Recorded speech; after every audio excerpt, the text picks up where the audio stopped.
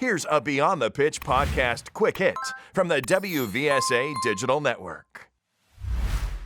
First and foremost, to build on what I just said, is to be consistent.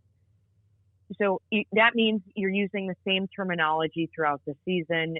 You try and keep your coaching tied to broader themes that you hopefully communicated at the start of the season, because that repetition is what breeds trust. And you give something for your players to hold on to. They know what they're going to get. And I think that's especially important for youth athletes, because stability is so important in that trust building process, and also to create a positive experience for them in the sport. So number one is be consistent. Number two is to be direct and to keep it simple. I myself am now involved in coaching. I'm on a high school coaching staff. I run the strength and conditioning program for a high school football team.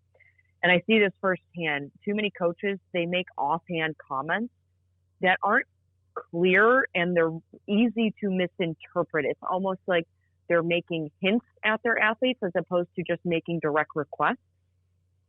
If you want something done, state it directly and in terms that are appropriate for that level of the athlete.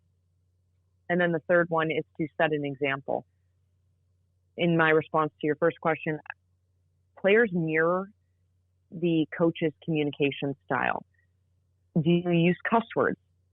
If so, don't be surprised when you hear them from your players, because you're essentially sending a message that those are acceptable. How do you talk about negative events? You want to always be asking yourself, how do I want my players to communicate? And then you need to set the example.